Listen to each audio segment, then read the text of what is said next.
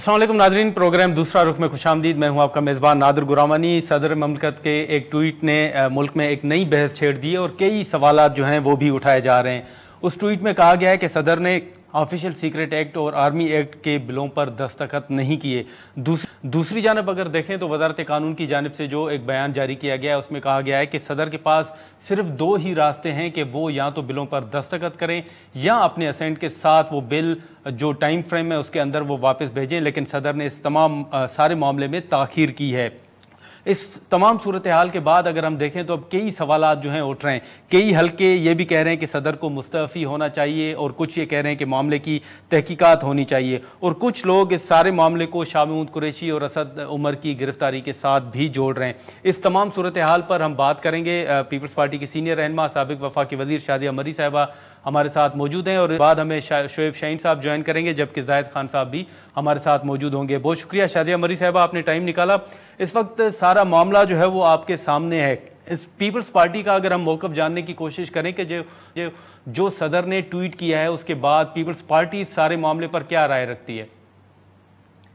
बहुत शुक्रिया नादिर साहब। ये एक नया जो है वो किस्सा शुरू हो गया है और तमाशा ही बना दिया है अहम पोजीशंस का। मैं तो यही कहूँगी, क्योंकि सदर की जो कुर्सी होती है, सदर का जो ओहदा होता है, वो एक बहुत ही जिम्मेदारी का ओहदा है और उस पर बहुत अहम मैं समझती हूँ कि जिम्मेदारियाँ भी होती हैं। ये भी दुरुस्त है कि वो सियासी किस्म का नहीं होता है, सियासी एक्टिविटीज़ में उसको नहीं जाना चाहिए, ये गैर अखलाकी हरकत होती है। लेकिन फिर भी आइन में कुछ जिम्मेदारियां हैं सदर की, और सदर पाकिस्तान एक अहम मुल्क है इस खत्ते में, इस दुनिया के नक्शे पर। और अगर उसके सदर के ऑफिस में बैठा एक शख्स इस तरह की गैर जिम्मेदारी की बात करे तो इस पर अफसोस होता है। आज यकायक इनको क्या याद आ गया?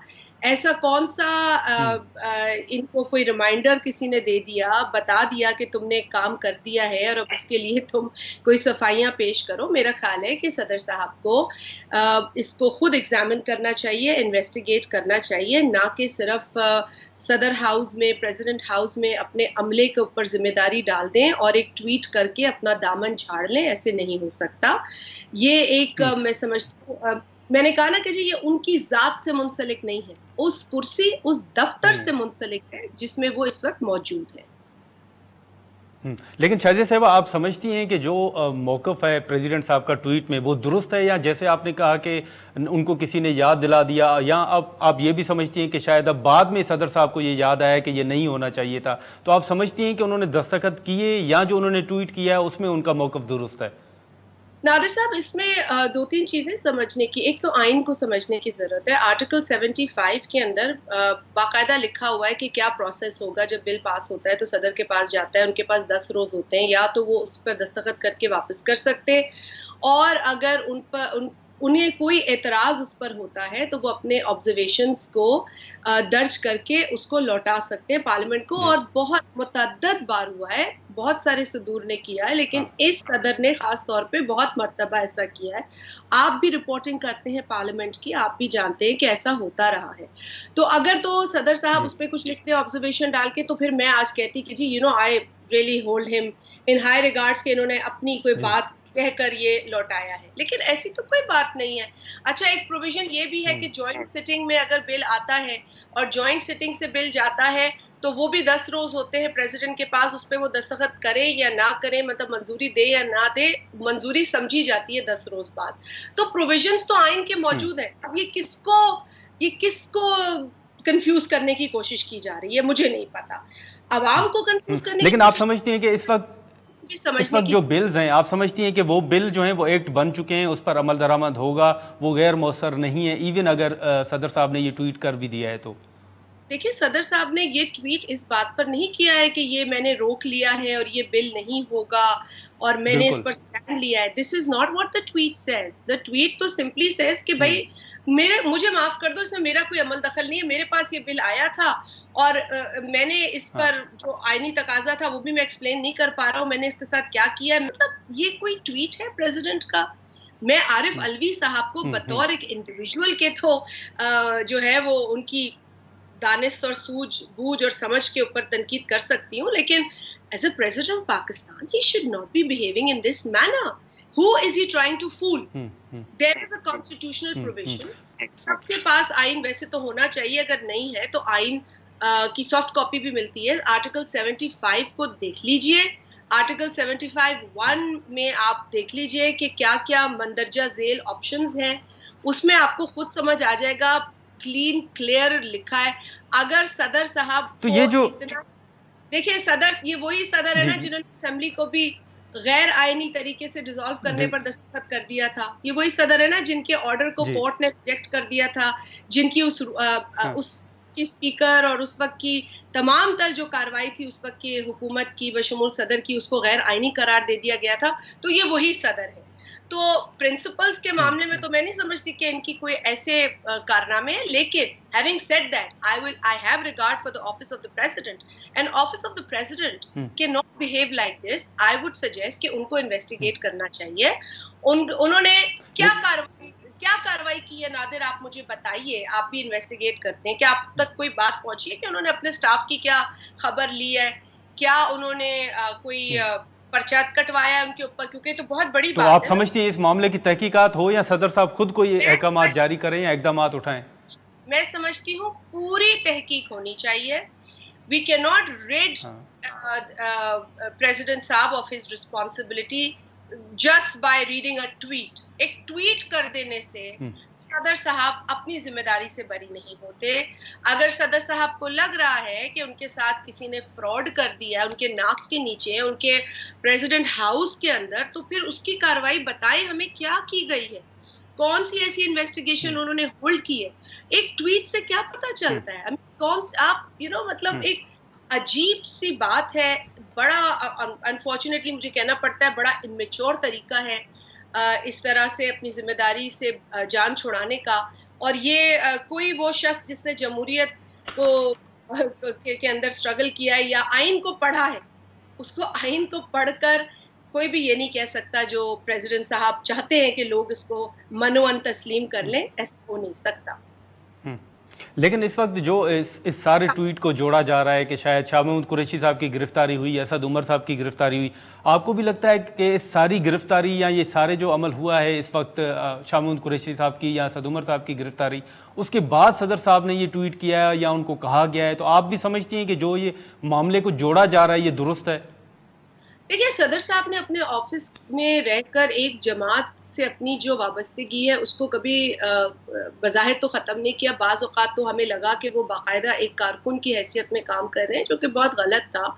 हमने बारहा हमेशा कहा कि इस ऑफिस पर एतमाद है लोगों का. शायद एक शख्सियत के ऊपर एतराज़ हो सकता है, लेकिन उस ऑफिस की जो सैंक्टिटी है, जो उस ऑफिस का रुतबा है, उसको अपहोल्ड करना चाहिए सदर साहब को अपनी कॉन्डक्ट से.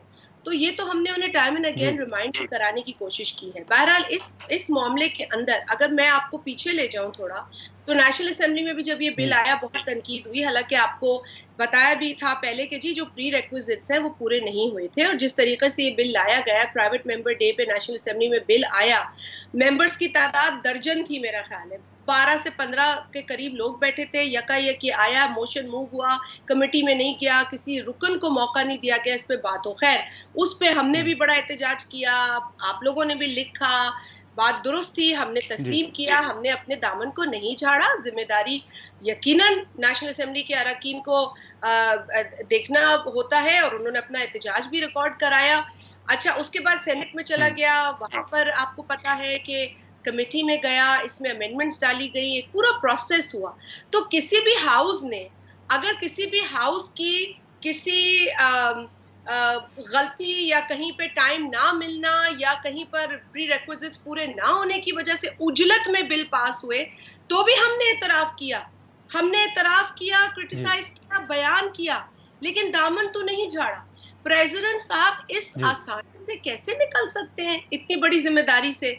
प्रेसिडेंट साहब के पास बहुत वक्त होता है, वो अपना कमेंट डाल सकते हैं. ठीक है, वो नहीं मानते, तस्लीम करते इन चीज़ों को. अरकान कौमी असम्बली ने भी अपनी राय का इजहार किया, अरकान सेनेट ने भी अपनी राय का इजहार किया, वो भी अपनी राय का इजहार करते अपनी जो इख्तियारात है उनका इस्तेमाल करते, पार्लियामेंट को ये भिजवाते अपनी ऑब्जर्वेशंस के साथ। बहुत सारे बिल्स उन्होंने भिजवाए हैं और ये लॉ डिपार्टमेंट से मैं देख रही थी कि उन्होंने एक स्टेटमेंट रिलीज की है, उस स्टेटमेंट में कोई गलत बात नहीं नजर आई, वो सब कुछ उन्होंने सही लिखा है। उन्होंने आइन को कोट किया, आइन का हवाला दिया है, प्रेसिडेंट साहब को अपनी जिम्मेदारी याद दिलाई है और सब लोग दिलाएंगे जिन्होंने लेकिन इस वक्त शाजिद साहिबा यहाँ पर एक शॉर्ट ब्रेक लेते हैं और ब्रेक के बाद हम दोबारा यहीं से गुफ्तगू शुरू करते हैं।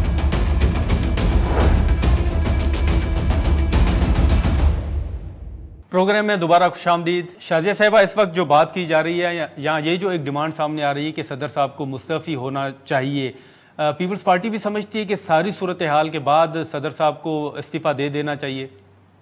देखिए, इस वक्त तो पीपल्स पार्टी सारी चीज को देख रही है एज अ पार्टी का जो पूरा रिएक्शन है वो तो खैर अभी मैं नहीं सामने ला सकती क्योंकि अभी हम उस पर बात ही कर रहे हैं। लेकिन इंडिविजुअल तौर पे लोगों ने जाहिर बात है जब देखा कि सदर की तरफ से इतनी अजीब बात हुई है तो इंडिविजुअल लोगों ने ये बात की है।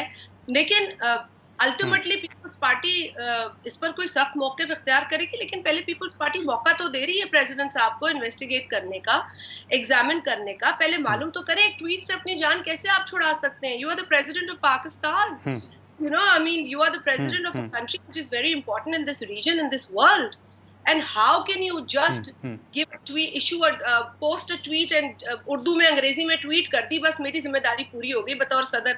आप पूरी पर्क्स एंजॉय करते हैं, आप प्रिविलेज एंजॉय करते हैं, आप बमाए फैमिली घूमते फिरते हैं, अपनी सारी प्रिविलेज को निचोड़ लेते हैं, लेकिन अपनी इस अहम जिम्मेदारी से आप इस तरह बरी हो जाते हैं। This is not on, I don't accept this, my party will also not accept it. We want him to investigate into this matter, we want him to see कि किसकी जिम्मेदारी है, we want him to show us कि कौन सा action लिया है उन्होंने, ऐसे कैसे बरी हो जाएंगे। ठीक है, ठीक है, रिजाइन करना ठीक है, ठीक है। लेकिन शाजिया साहिबा, ठीक है शाहिद साहब, इससे हटके अगर दो मुख्तसर आपके सामने सवाल रखूं तो अभी हमने देखा कि पीपल्स पार्टी जो है उन्होंने सीसीआई में वोट भी दिया, मुराद अली शाह साहब ने शिरकत की, उन्होंने वोट दिया।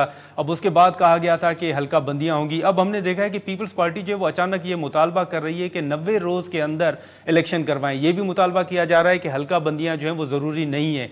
तो अब ये सवाल उठ रहा है कि पीपल्स पार्टी तो सारे प्रोसेस में शामिल थी, सीसीआई में मंजूरी भी दी, वोट भी दिया, अब पीपल्स पार्टी ये अचानक 90 रोज के अंदर इलेक्शन का मुतालबा क्यों कर रही है? देखिए, पहले तो पीपल्स पार्टी ने हमेशा से इलेक्शंस को आइन के मुताबिक कराने का मुतालबा किया है, बात की है, उसके लिए जिद्दोजहद की है। ये कोई पहली मर्तबा नहीं है। हर इलेक्शन जब हुआ है पीपल्स पार्टी ने कभी भी इलेक्शन के रास्ते में आने वाली रुकावट को जो है वो सपोर्ट नहीं किया है। आपको याद होगा कि शहीद मोहतरमा बेनज़ीर भुट्टो साहिबा की शहादत के वक्त भी इस तरह की के इमोशंस थे लोगों के, और हमें बल्कि नून लीग की जानिब से भी ये पेशकश थी कि हम मौखर करने का सोचें, लेकिन उस वक्त पाकिस्तान पीपल्स पार्टी के जो को चेयरमैन थे, जो अब पाकिस्तान पीपल्स पार्टी पार्लियामेंटेरियंस के प्रेसिडेंट हैं, सदर आसिफ अली जरदारी साहब, उन्होंने बड़ा वाज़ेह कहकर दिया था कि जी मैं इस इलेक्शन को रोकने के हक में नहीं हूँ। जिस प्रोसेस के लिए शहीद मोहतरमा बेनज़ीर भुट्टो साहिबा ने अपनी जान का नजराना दिया, शहादत नोश फरमाई, हम उस प्रोसेस को रोकेंगे नहीं, हम इलेक्शन जो है वो बिल्कुल होगा। तो सिर्फ शहादत की वो डेट्स थी जिसमें हम नहीं किया, लेकिन उससे आगे हम नहीं लेके इलेक्शन को, हमने पूरा इलेक्शन जिस टाइम पे होना था उसको फर्दर डिले से बचाया। हम तो इलेक्शन को वक्त पे आइन के मुताबिक कराने के पूरे हक में हैं। अगर हम सीसीआई की मीटिंग में बैठे थे तो 1 पॉइंट एजेंडा था सेंसस का, बिकॉज 2017 के सेंसस कॉन्ट्रोवर्शियल थे, उसको हम नहीं तस्लीम कर रहे थे।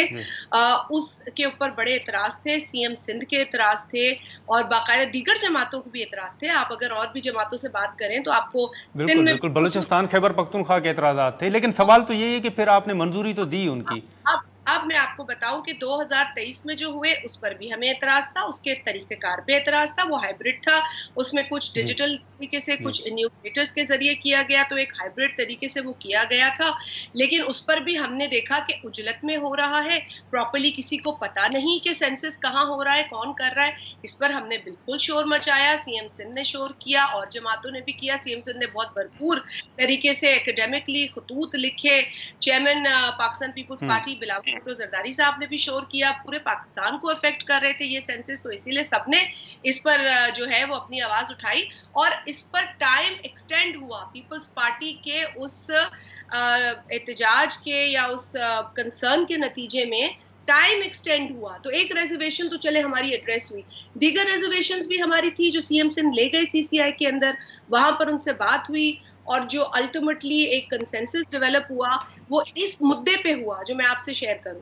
वो इस पॉइंट पे हुआ कि 2023 के जो सेंसस के नताइज हैं वो कबूल कर लिए जाएं ताकि हम आगे प्रोसेस को बढ़ाएं, आगे सबने इलेक्शन में भी जाना है।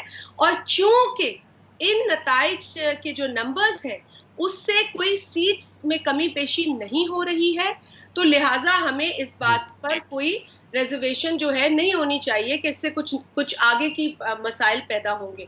तो जी अगर मैं आपको किसी चीज पे कन्विंस करती हूँ तो आप कहेंगे ना आप मेरे साथ लड़ाई तो करने नहीं आएंगे, क्योंकि पीपल्स पार्टी ने लड़ाई तो नहीं करनी थी, लेकिन पीपल्स पार्टी ने अपनी जो फाइट पुट अप करनी थी वो की। आज भी आप ये वजीर आजम साहब के जो फॉर्मर वजीर आजम साहब के ऑफिस से भी पूछ लें, इधर भी कोई रिकॉर्ड होगा, सीएम सिंह तमाम खतूत निकलवा ले, कहीं कोई चीज गिव अप नहीं की, गिवन नहीं की। अलबत्ता कंसेंसस से नताइज को इस सूरत में कबूल किया गया कि सीट्स में कोई चेंज नहीं है। अभी भी हम कहते हैं सीट्स में वाकई कोई बड़ा चेंज ऐसा नहीं है जिसमें डीलिमिटेशन इतनी लंबी हो। डीलिमिटेशन के प्रोसेस को कम कर दें और कोशिश कि 90 रोज में कराएं, ये कोशिश ना करें कि 90 रोज में ना कराएं। ठीक है शादिया मरी, बहुत शुक्रिया आपने टाइम निकाला। नाज़रीन, शादिया मरी साहिबा की गुफ्तगू आपने सुनी। हम यहाँ पर एक शॉर्ट ब्रेक लेंगे और ब्रेक के बाद हम एएनपी के तर्जुमान जाहिद खान साहब से गुफ्तगू करेंगे।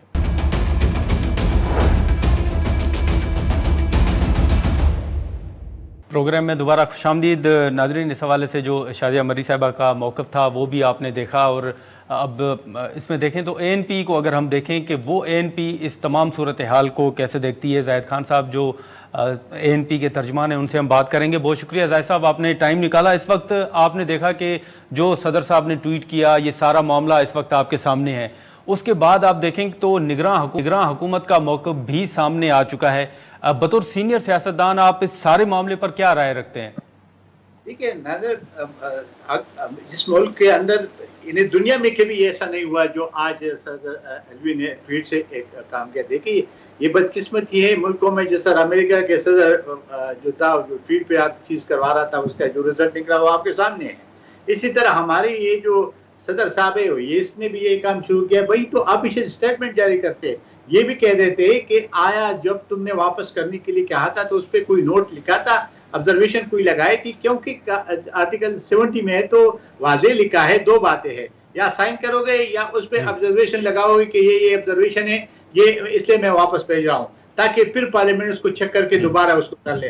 तो वो तो क्या नहीं है। अब ये नहीं पता, मेरे ख्याल में कल से, जब ये तो कल दोपहर का आया हुआ था तो अभी इसने ट्वीट किया, तो ऐसा लग रहा है कि जो उनकी युतियां हैं उन्हें उनको गालियां देने शुरू कर दी, गद्दार कहना शुरू कर दिया, तो ये डर गया और डरने की मारे क्या। लेकिन एक बात वाज़ेह है कि जिस मनसब पे वो बैठा है ना, क्योंकि वो फेडरेशन ऑफ पाकिस्तान के सदर है, तो ये अभी मुनासिब नहीं है कि इस उहदे पे ये आगे बैठे। इसको मुस्तफी हो जाना चाहिए, फौरन जाना चाहिए, क्योंकि इसने इस कुर्सी को या इस मनसब को इतना बदनाम किया कि इसका दुनिया में तारीख में, दुनिया की किसी तारीख में भी ऐसा नहीं होता है कि सदर ये कहे कि मैंने अपने अमले को कहा। अमले को कहने की क्या जरूरत थी, आप उसको फाइल मंगाते, फाइल पे नोट लिखते और नोट पे साइन करके भेज देते।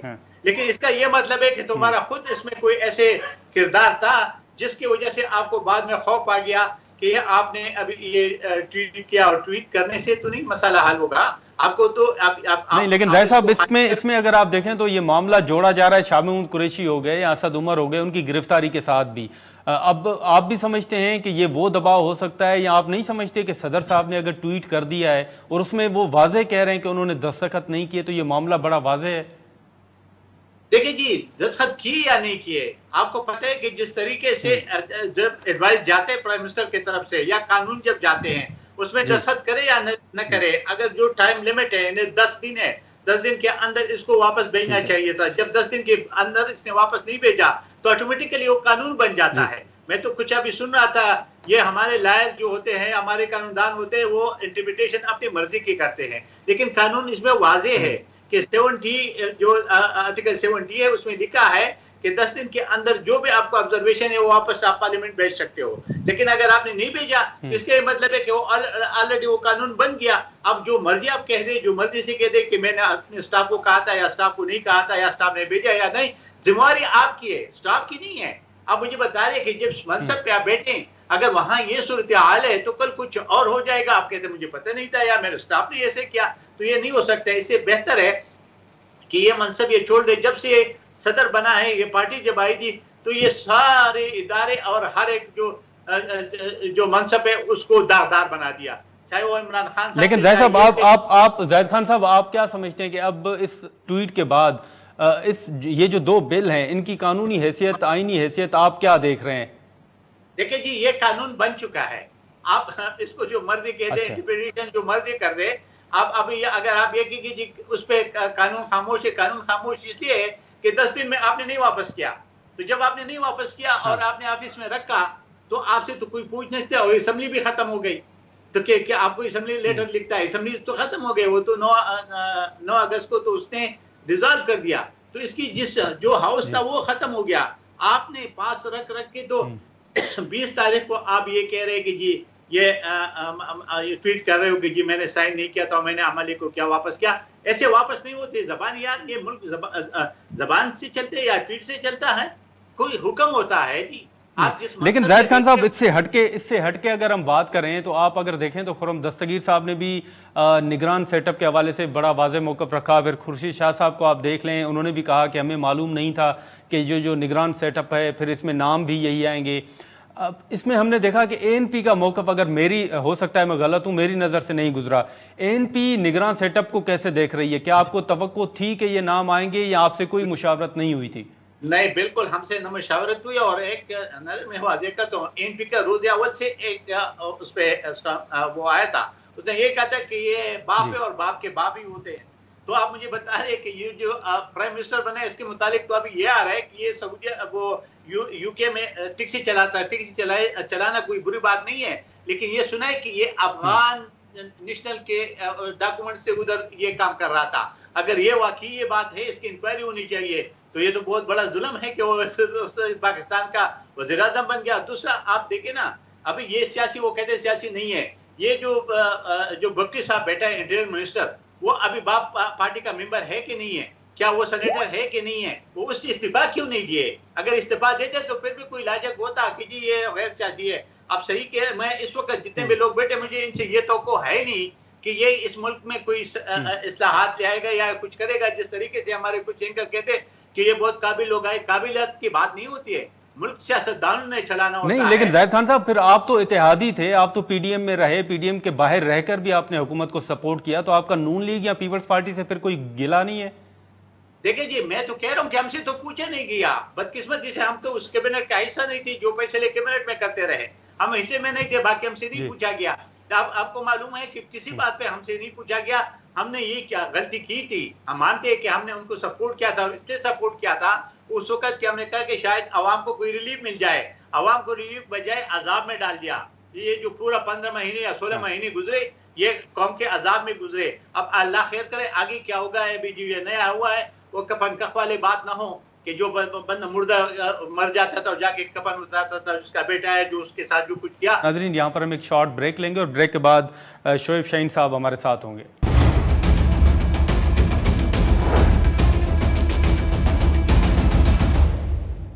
शामदीद नाज़रीन, जाहिद खान साहब की गुफ्तगू आपने सुनी। अब हम बात करेंगे शोएब शाहीन साहब से, वो हमारे साथ मौजूद हैं। शोएब शाहीन साहब, इस वक्त आपने देखा कि सदर की जानिब से जो एक ट्वीट आया, उसके बाद अगर आप देखें तो वजारत कानून की जानिब से भी एक प्रेस रिलीज जो है वो जारी की गई है, जिसमें कहा गया है कि सिर्फ सदर के पास 2 ऑप्शन होते हैं, या तो वो बिल पर दस्तखत करें या फिर अपनी ऑब्जर्वेशन के साथ जो टाइम फ्रेम है उसके अंदर वो वापस भेज दें। तो सदर ने उसमें ताखीर की है। इस सारे मामले को बतौर सीनियर कानूनदान आप कैसे देख रहे हैं? देखिए, पहली बात तो यह है कि सदर साहब के ट्वीट के बाद जो मौजूदा लॉ मिनिस्टर साहब हैं उनको तो समझ आ जाना चाहिए था। उनको तो गज़ट नोटिफिकेशन के लिए कंसेंट देनी चाहिए थी, बल्कि एक ओपिनियन देनी चाहिए थी।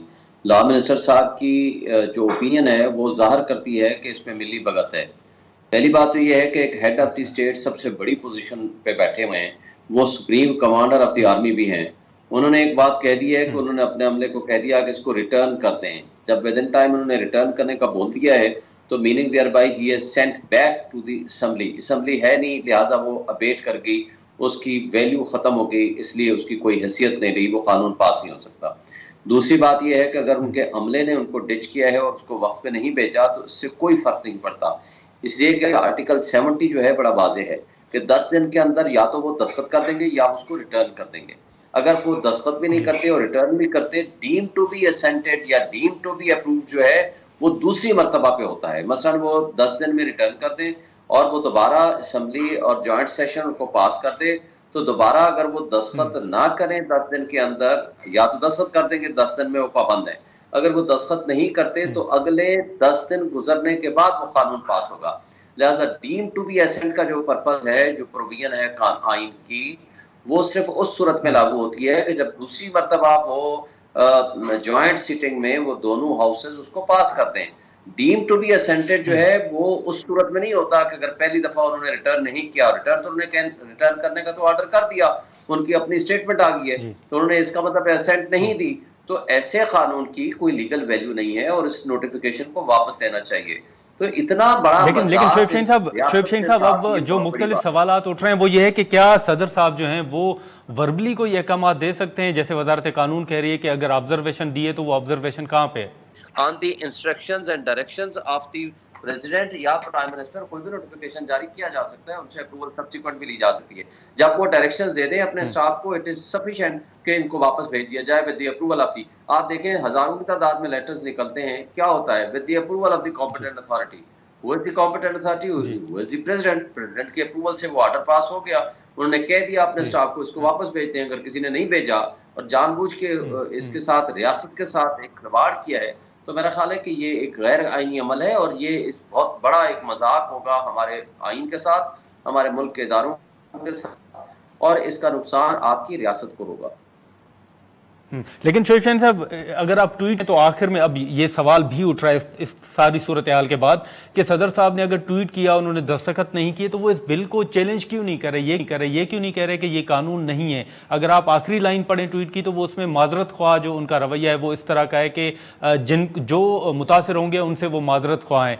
तो अगर सदर साहब समझते हैं कि उन्होंने दस्तखत नहीं किए तो आप समझते हैं कि उनको वाज़ेह कहना चाहिए कि मैंने दस्तखत नहीं किए और ये कानून, ये एक्ट जो है वो नहीं बन सकता?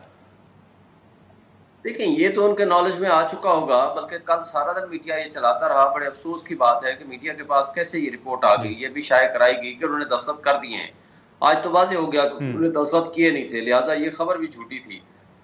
तो दूसरी बात यह है कि उनका ये कह देना कि मैंने दस्तखत नहीं किए और मैंने अपने अमले को बारहा कहा है कि आप इसको रिटर्न कर दें, वापस कर दें, और मैंने पूछा भी है और उन्होंने मुझे इसकी तस्दीक भी कर दी है, तो दैट इज सफिशिएंट। और जो कानून बना है वो इलीगल कानून है, उसकी कोई लीगल वैल्यू नहीं है। उसके नतीजे में जो कुछ भी इम्पैक्ट आएगा, जो कुछ भी उसका असर हो रहा है, उसकी उन्होंने माजरत कर ली है उन लोगों से जो इससे इफेक्ट हुए या हो सकते हैं। लेकिन मेरा ख्याल है कि अब तो हमें इदारों की बेहतरी के लिए ये जरूरी है कि गजट नोटिफिकेशन जो हुआ है लॉ का, उसको वापस हो जाना चाहिए।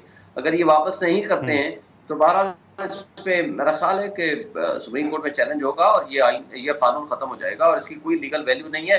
और प्रेसिडेंट ऑफ पाकिस्तान ने जब एक बात वाज़ेह कर दी है कि ना उन्होंने उसकी असेंट दी है, बल्कि उन्होंने कहा है कि इसको वापस भेज दें। जब वापस भेजने का आप जाएंगे सुप्रीम कोर्ट? शोएब शाहीन साहब, मेरा ख्याल है आज कोर कमेटी की हमारी जो मीटिंग हुई है उसके नतीजे में जो भी एलामिया अभी जारी होगा, अगर हमने ये फैसला किया है सुप्रीम कोर्ट में जाने का, आई थिंक हम जाएंगे सुप्रीम कोर्ट में। जी अच्छा ठीक है। लेकिन शोएब शाहीन साहब, यहाँ पर आपने भी देखा होगा कि अब मुख्तलिफ सवालात उठ रहे हैं। जैसे आपने खुद जिक्र किया कि कल से ये खबरें चल रही थी कि सदर ने इन 2 बिलों की मंजूरी दी है, तो अब ये सवाल उठ रहा है कि सदर ने फिर 24 घंटे क्यों लगाए कि उन्होंने ट्वीट किया। दूसरा सवाल ये उठ रहा है, इस मामले को जोड़ा जा रहा है शाह महमूद कुरैशी साहब और असद उमर या ईमान मज़ारी का अगर आप नाम ले लें, तो उनकी गिरफ्तारी के साथ भी इस मामले को जोड़ा जा रहा है। आप समझते हैं कि ये दुरुस्त है? देखिए पहली बात तो यह है कि असद उमर और शाह महमूद कुरैशी की जो गिरफ्तारी है या इमरान खान साहब की गिरफ्तारी है, वैसे तो ये पर्सन स्पेसिफिक लॉज बन रहे हैं और ये आर्मी एक्ट और एक्ट भी जो बनाया जा रहा है वो भी पीटीआई को क्रश करने की नीयत से बनाया जा रहा है, उसमें और कोई रीजन नहीं है। और पार्लियामान तो एक रबर स्टैम्प थी, एक जाती ख्वाहिशात पे किसी के चल रही थी, ना तो वो आइन और कानून के मुताबिक चल रही थी। बल्कि अगर आप ये देखें, शाहिद खान अब्बासी साहब ने जो कुछ कहा है कि जी 25-25 करोड़ रुपए लेकर एक एक्ट पास हो रहा था, अगर ये 25 करोड़ से 35 करोड़ के दरमियान अगर ये तर्ज अमल इस पार्लियामान का था तो उसकी क्या लीगल वैल्यू है। लेकिन देखें, ये जो FIR कटी हुई है शाह महमूद कुरैशी के खिलाफ, वो तो 15 तारीख को कटी हुई है और 15/8 को तो ये एक्ट नहीं पास हुआ था बकौल जो कल के अखबार मीडिया ने जो बताया है। तो ये तो कल हुआ है या परसों रात को हुआ है, कल हुआ है मेरा ख्याल है, और अगर नोटिफाई आज हुआ है या कल हुआ है तो उसका रेट्रोस्पेक्टिव इफेक्ट तो नहीं आता। लेकिन एक बात तय है कि इन दोनों एक्ट्स के नतीजे में जो कुछ पाकिस्तान के सिविलियंस के साथ होगा वो एक गैर आइनी इक़दाम होगा। उस गैर आइनी इक़दाम की कोई लीगल वैल्यू नहीं है। मिलिट्री कोर्ट्स के खिलाफ ऑलरेडी पिटीशन पेंडिंग है सुप्रीम कोर्ट में, और उसमें जो फ्लॉ था, जो कमजोरियां थी, उसको रिमूव करने के लिए, क्योंकि सिविलियन के ऊपर मिलिट्री कोर्ट्स का इतलाक नहीं हो सकता, और इस तरह की सिचुएशन क्रिएट की गई ताकि जो एक लॉ ऐसा क्रिएट कर दिया जाए ताकि वहाँ जो वजाहत नज़र आ रहा है कि सुप्रीम कोर्ट इस मिलिट्री लॉ के सिविलियंस के ऊपर मिलिट्री कवानीन का इतलाक ख़त्म कर देगी या मिलिट्री कोर्ट्स का इतलाक ख़त्म कर देगी, तो उस कमज़ोरी को दूर करने के लिए ये कानून। लेकिन शोएब शाहीन साहब, अब यहाँ पर एक ये सवाल भी उठ रहा है कि जैसे आपने कहा, अब ये भी सवाल उठ रहा है कि सदर साहब को जो है वो मुस्तफ़ी हो जाना चाहिए इस तमाम सूरत हाल के बाद। आपको लगता है कि आने वाले दिनों में कोई ऐसी सूरत हाल पैदा होगी या होने जा रही है? आपको कोई खदशा है? देखिए, सदर साहब को तो सिर्फ एक ही तरीका है, उसकी इम्पीच कर सकते हैं उसको निकालने के लिए। उसके लिए असम्बली की 2/3 मेजॉरिटी चाहिए, पार्लियामान की 2/3 मेजॉरिटी होगी तो आप उसकी इम्पीच कर सकते हो, वरना नहीं कर सकते। पहली बात, वो तो असम्बली है ही नहीं, वो तो इसलिए उनको निकलवाने का तो कोई जरिया नहीं है। दूसरी बात, वो रिजाइन क्यों करेंगे? उन्होंने तो कानून और आइन के मुताबिक अमल किया है। जो आइन की बालादस्ती के लिए काम कर रहा है उसको आप कह रहे हो कि रिजाइन कर दें। जिन्होंने जुर्म किया है, जिन्होंने फ्रॉडुलेंट लॉज बनाए हैं, जिन्होंने सिविलियन बालादस्ती के खिलाफ काम किए हैं, जिन्होंने पार्लियामान को रबर स्टैम्प की तरह इस्तेमाल किया है, जिन्होंने जुर्म उधर सदर हाउस में बैठ के किया है, और जो उसके साथ कारिंदे मुलव्वस हैं, जो हैंडलर्स मुलव्वस हैं, एक्शन तो उनके खिलाफ बनता है। शोएब शाहीन साहब की गुफ्तगू, अब वो ये कह रहे हैं कि कोर कमेटी की मीटिंग के बाद शायद तहरीक इंसाफ इस सारे मामले पर सुप्रीम कोर्ट से रुजू भी करे, और साथ ही साथ वो ये भी कह रहे हैं कि जो ये मामला है ये है तो वाज़ेह, लेकिन फिर भी इस मामले की तहकीकात होनी चाहिए और जो जिम्मेदार हैं उनके खिलाफ कार्रवाई भी हो सकती है। आज के प्रोग्राम में इतना ही, हमें दें इजाज़त, अल्लाह हाफिज़।